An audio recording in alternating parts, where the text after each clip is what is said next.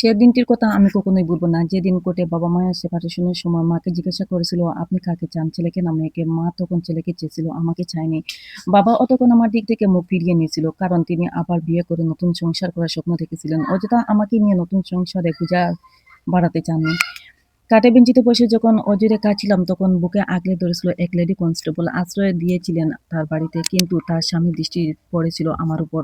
শিশু বয়সে এত কিছু না বুঝলেও কেমন যেন খারাপ লাগতো। রাতে যখন আন্টি বাড়িতে ফিরতেন আমি তাকে সব বলতাম।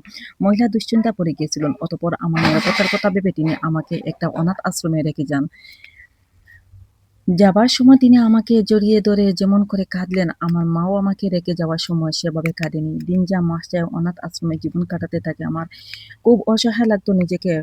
বাবা-মা বেঁচে থাকতে ও যে শিশুকে অনাথ আশ্রমে থাকতে হয় তার থেকে অসহায় বুঝি আর কে নয়। বছর ২-১ পরের কথা, এক নিঃসন্তান ডাক্তার দম্পতি আমাকে দত্তক নেয়। জীবনটা পাল্টে গেল আমার। হেসে খেলে দুলে রাজকীয়ভাবে বড় হতে লাগলাম আমি।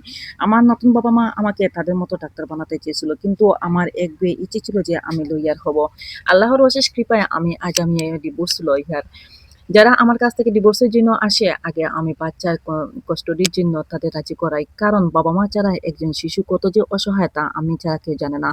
চেম্বারে বসে খবরের কাগজ পড়ছিলাম। হঠাৎ আ এক নিউজে চোখ আটকে গেল। এক বৃদ্ধ মহিলা তার ছেলে ও বউ মিলে বস্তায় ভরে রেল স্টেশনে ফেলে রেখে গেছে।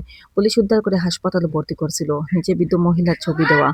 মুখটা খুব চেনা, চেনা লাগছিল। কাছে এনে ভালো করে ছবিটা দেখলাম। বুকের মাঝে ধক করে উঠল। এত সেই মহিলা যে আমাকে অনেক বছর আগে আদালতে ছেড়ে গিয়েছিল, আমার মা। নিজে গাড়ি ড্রাইভ করে ছুটে গেলাম হাসপাতালে। সেই মুখটা কিন্তু চেনার উপায় নেই। চামড়াটা কুঁচকে আছে। শরীরটা রেগে জরাজীর্ণ। রোগে জরাজীর্ণ হয়ে গেছে। ঘুমন্ত মুখটার দিকে তাকিয়ে খুব মায়া লাগছে। ভেতরটা ভেঙে যাচ্ছে। সেদিন কি তার একটুও কষ্ট লাগেনি। যেদিন তার ১০ বছরের শিশুটি কন্যাটি মা, মা করে পিছু করে দৌড়াচ্ছিল। হয়তো লাগেনি, নয়তো এভাবে এম ফেলে যেতে পারত না। একবার ভাবলাম চলে যাব। হঠাৎ দেখি উনি ঘুম ভেঙে পিটপিট করে আমার দিকে তাকিয়ে আছেন। বুঝলাম চিনতে পারেননি, চেনার কথাও নয়। আমি তার পরিচয় দিলাম। কয়েক সেকেন্ড নিষ্পলক তাকিয়ে থেকে হাউমাউ করে কেঁদে উঠলেন। নিজের কৃতকর্মের জন্য ক্ষমা চাইতে থাকলেন। নিজের বুকের সাথে শক্ত করে জড়িয়ে ধরলাম মাকে। মাকে পাওয়ার পর বাবার কথা মনটা উতলা হয়ে ওঠে। মায়ের কাছ থেকে ঠিকানা নিয়ে বাবার অফিসে যোগাযোগ করি। জানতে পারি কয়েক বছর আগে রিটায়ার ছিলেন তিনি। বাড়ির যে ঠিকানা গিয়ে দেখি উনি নেই। উনার দ্বিতীয় পক্ষের ছেলে-মেয়েকে জিজ্ঞেস করে জানলাম রিটায়ার করার কিছুক্ষণ আগে তিনি প্যারালাইসিসড হয়ে বিছানা পড়ে অযথা একটা রুম দখল করে নোংরা করত। তাই বিরক্ত হয়ে তারা সরকারি বৃদ্ধাশ্রমে রেখে আসে। ওদের কাছ থেকে ঠিকানা নিয়ে বৃদ্ধাশ্রমে গেলাম। চিনতে খুব কষ্ট হচ্ছিল। পাশে বসে হাতটা ধরলাম। পরিচয় দিতে মুখ ফিরিয়ে নিতে লাগলো। বাবা-মা তখন আমার সাথে একই বাড়িতে আছেন। একসময় তারা আমাকে ছেড়ে গিয়েছিল, কিন্তু আমি পারিনি ছাড়তে।